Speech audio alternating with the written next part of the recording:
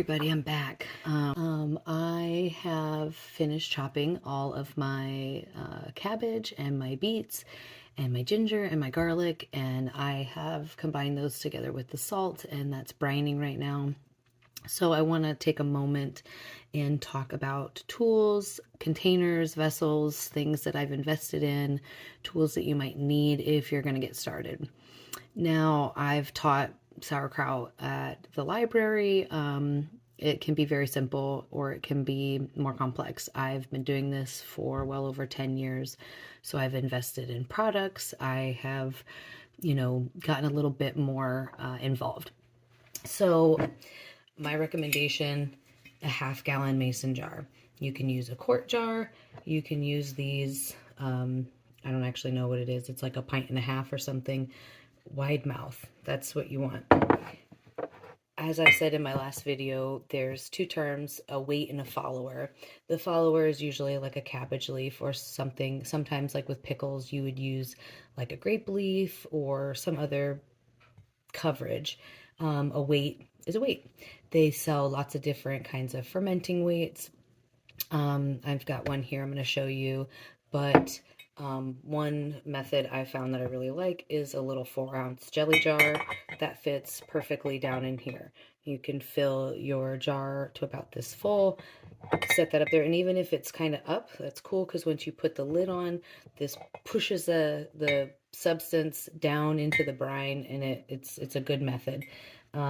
This is what I have used in the past when I've taught it. I have provided a quart jar and a 4-ounce jelly jar.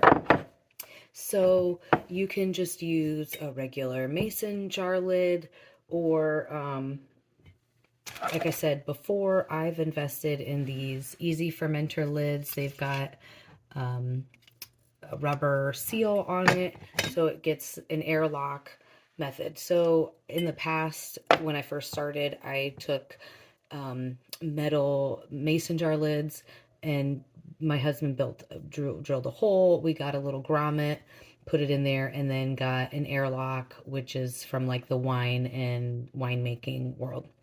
That was cool, but it wasn't really airtight. So if you get a little more advanced, one option is, I call them Fido jars. Fido's actually a brand, but it's a sealed flip top jar that also has a rubber seal, and it's airtight. You would burp these daily or ish, depending on how active your ferment is. They come in a wide variety of sizes, brands, that kind of stuff.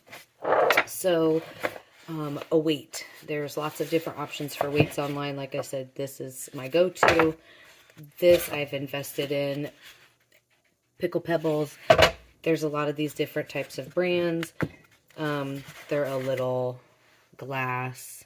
They make some that I eventually would like to get that have like a little handle here, because it is kind of difficult to get out. So this is a weight.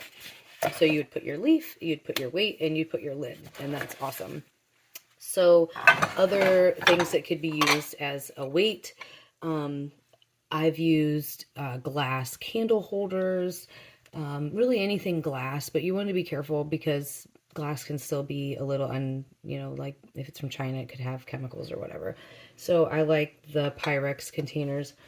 So when I make it in my bucket, I will probably put, depending on how full it is, I'll probably put one of these down in it, and then that will be my weight, and that'll keep everything really pushed down. You're going to want bowls. I use stainless steel. I also use plastic. The bucket is a food grade plastic. You want food grade if you're going to be fermenting in plastic. I really don't love doing it in plastic, but for the size that I need, I don't have a kraut bucket or a kraut jar. Kraut crock. Fermenting crock is the proper term.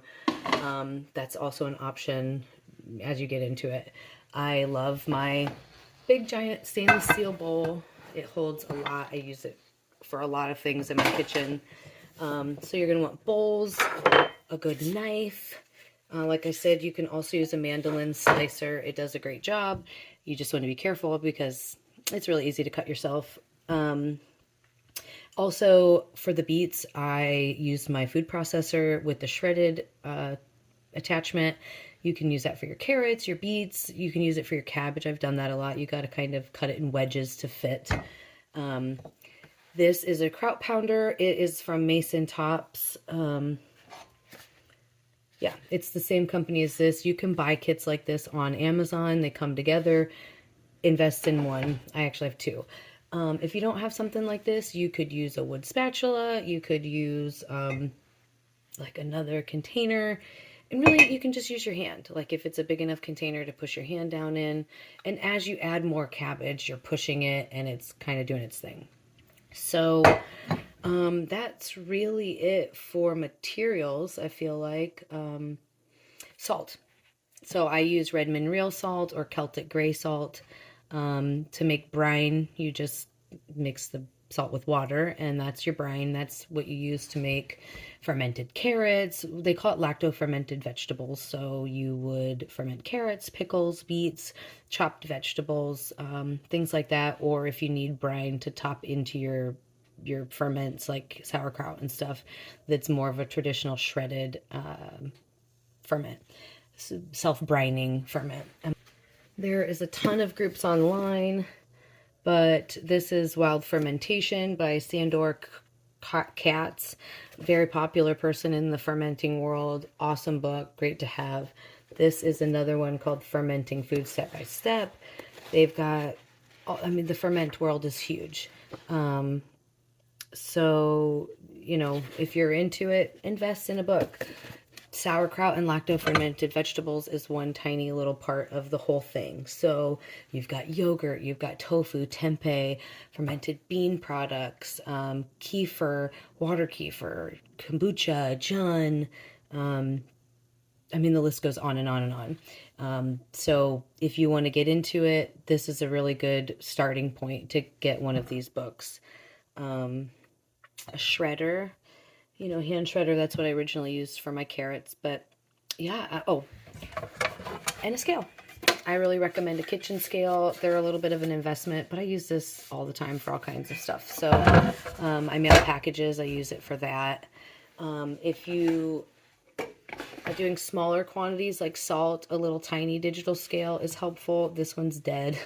And that's really about it. So that gives you a little starting point of the materials that you might need.